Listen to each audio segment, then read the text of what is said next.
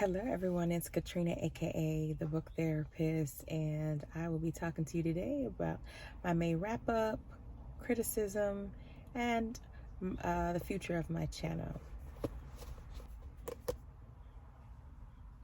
Alright, so I think I'm going to insert a video, or at least a clip, of what my May TBR was supposed to be. However, I didn't get to any of those books other than this, Get Out of Your Own Way. And to be honest with you, I didn't even finish it. There's some great nuggets in this book, so I do believe this is a good read with great information. I just didn't get to complete it. There were a lot of reasons that superseded me being able to read this, more on a personal side that I won't delve into, but I just wasn't able to get this completed. Okay, I wasn't able to get this completed, and so what I will share with you is that this book really had some great practical lessons in here, as the book says here on the cover. So some of those practical lessons, such as procrastinating, okay? So we procrastinate not because we're lazy, but because we're lonely. So where it says taking action, so it gives you some usable insight and then steps to take action. Stop wasting more time putting yourself down for procrastinating. Stop setting yourself up by saying next time it's going to be different. Arrange to work with a partner or enlist the aid of a supportive friend, and check in with him or her when you are struggling to begin a task. Reciprocate by offering to help the friend with something he or she is trying to get done. So I like that one. I really do like having that accountability is really what that's saying, that helps people to stop procrastinating. All right, this other chapter, chapter 4, expecting others to understand how you feel. How many times you feel like people should just get it, they should just know. So that's one of those things. When they don't understand, get them to feel what you're feeling. All right, so that's the usable insight. When they just don't understand, get them to feel what you're feeling. So taking action to do that is, if not being understood has made you frustrated, instead of becoming hostile, pause and try to express yourself in a different way. Instead of lecturing, criticizing, or intellectualizing, try using analogies that will help the other person feel what you feel. First, identify your emotions. Figure out exactly what you're feeling and why. Think of a situation that would make the other person feel what you feel. Analogies work best when they fit the individual's personality and circumstances. Ask how he or she would feel in that situation. Don't be accusatory. Speak in an even, conciliatory tone. Switch roles by imagining a situation in which you would feel what the other person has been feeling. So I think those are some great tips there. Let me see, there's another one I really wanted to, and I actually shared this with a couple of my clients that actually thought this was really good. It says chasing after love and approval from a parent. Let me read you what I actually highlighted here. It says, in many cases, what you do not get from your parents is precisely what your parents never received from their own. Because it is hard for them to give what they haven't received, they end up mimicking their own upbringing or perpetuating the deprivation in other ways. The key to breaking the family cycle is act as your parents' parent, in essence, becoming your own grandparent. Give to your parents what they never got. By tapping into their hidden yearning, you might just free them to give you what you need. So that could be something as simple as affection. And if you are craving a hug or love, like the physical touch in that way from your parent, and you never got that because they may not have gotten that, so they don't know how to do that to you. So now you go back and you start hugging them. You take the effort to hug them, to tell them you love them, and that may prompt them to reciprocate. And I have heard of some successes in that sense, sharing that information. But this is really good tips. All right, so I definitely feel like this is a good book to read, and I am going to finish it. I really am. I'm going to finish it. So on to the next thing. So where I'm going to talk about criticism. So I usually tell, and this is something where I feel like, honestly, in my heart of hearts, that most people can take anything.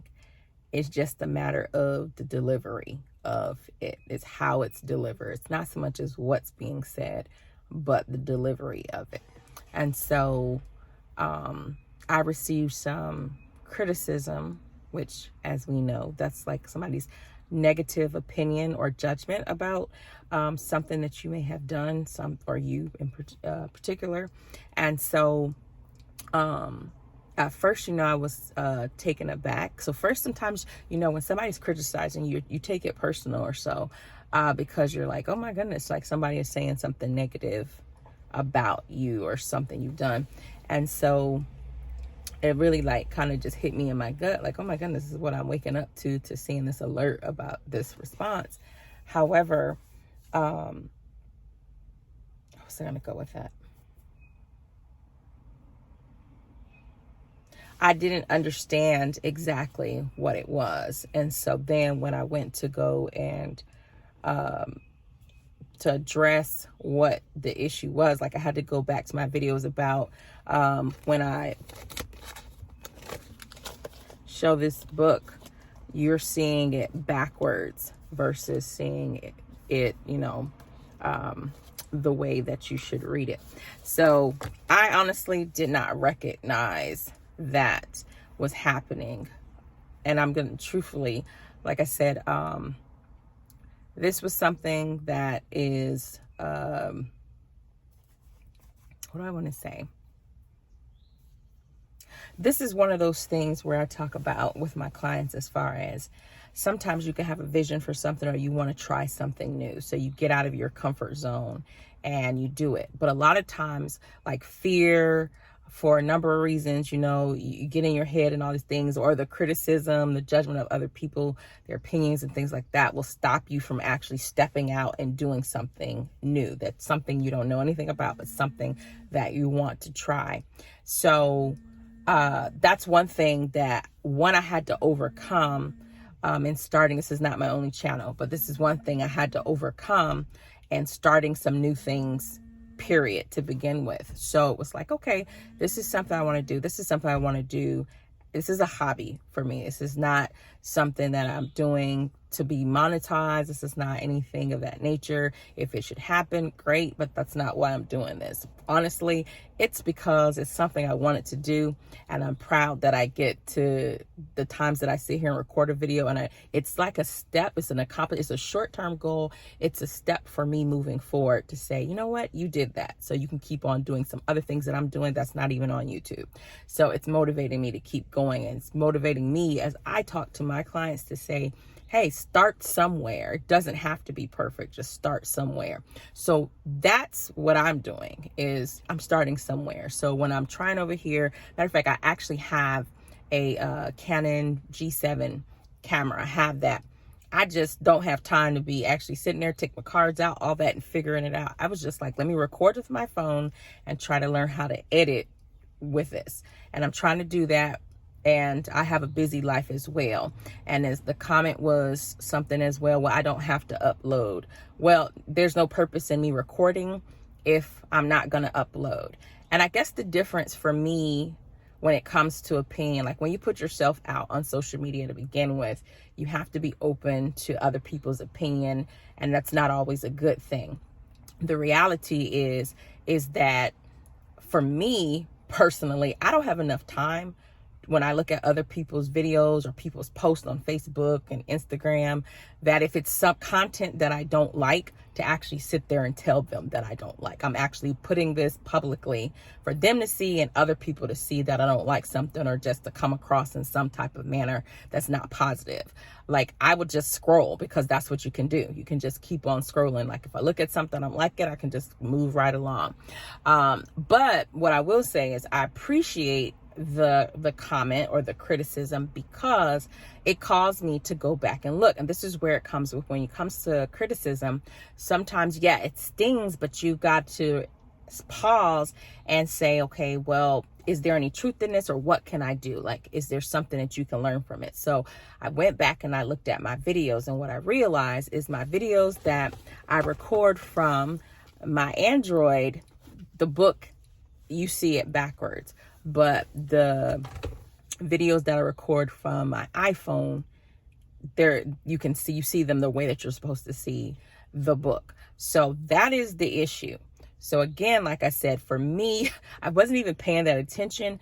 I was only concerned about making sure that I record the video, I talk about the books, and it's a start for me there. Okay, so I would like to see how I grow over time in doing this. So that's going to be something that I will reflect back on to know, oh, remember when you did these videos with the droid, and look at how that came out. So yeah, I mean, some people are big on the details and looking at that stuff. I promise you, I'm doing like 8 different things, even when I'm trying to edit this video, to be like, okay, I'm gonna put it on here. Do I got the music on here? That was like an oversight for me. And for some people, you may be like, how'd you miss that? I missed it. I didn't even pay that any attention. And so I appreciate the criticism that I received, because it made me aware of that so that I could fix that. So again, but like I was saying again, is that it's still like the delivery, because then like I responded, was like, thank you. And then next thing you know, I get a message back in all caps, and I don't have to upload. I think the mention was like, do I want followers? I guess anybody would want people to follow, but I want people who follow, if you cool with following, cool. If you don't like the content, you don't like my material, don't follow me. Keep moving on. It's not going to hurt my feelings one way or another. It's not my YouTube is not my bread and butter, nor do I desire it to be my bread and butter. If it could add some additional income at some point for whatever, great. But I'm not hurting for that. I'm not pressed for that, so it's something, it's a hobby. It's something for me, especially for people who you've never, I don't want to say never, but you've been so busy surviving or making it, trying to make it and thrive or do what you have to do to take care of your family, that you have like lost different parts of your life. Like I love reading. I'm a reader. Now I remember when I was a young person, and whenever I would get in trouble, my siblings would be like, take her books from her, because I really didn't do anything else except for read. And so of course my mother wasn't going to take my books, but that's what I did. I enjoyed reading. I love reading, but I have not been able to read for like pleasure, other than I do love reading the Bible. And I have to do that on a regular basis anyways, not only because I just love to, and it's necessity for my spiritual well-being, but it's because I teach Sunday school, because I preach, I minister. So I have to be consistently reading the word anyhow.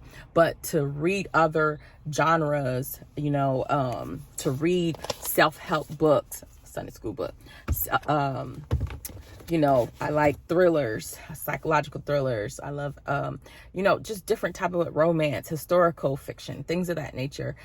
I hadn't been able to read those things. I've been in school, I think I mentioned before, for like most of my 30s, I was in school. So I didn't allow myself time to read anything else outside of my school book, because it was that serious. Between work, managing a family, and school, like that was literally my life. So I am just coming off of having been working 7 days a week, because I let go of my second job that I've had for years. And so now I was like, I'm getting my time back so that I can read and do other things that I have not been able to do, because my time has been so restricted. But anyhow, I'm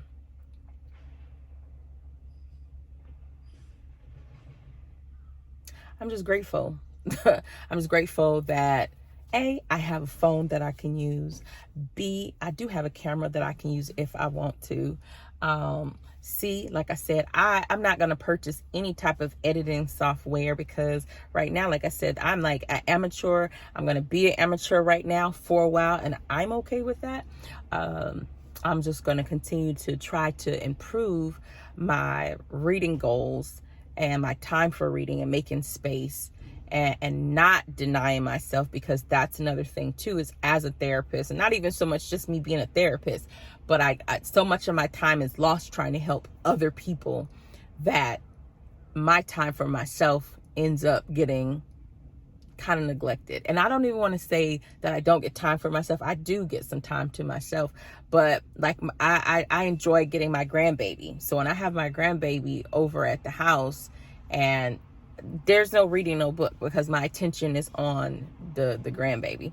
So there's other things that is taking up my time when I do have those free days, and I don't want to sacrifice the relationships and the time that I get to spend to go visit the sick or to visit widows and go volunteer and do things like that. That's stuff that I used to do and I enjoyed so much. And to get my weekends back to be able to do that, there's things that's filling that space. So it's just, I got to be more intentional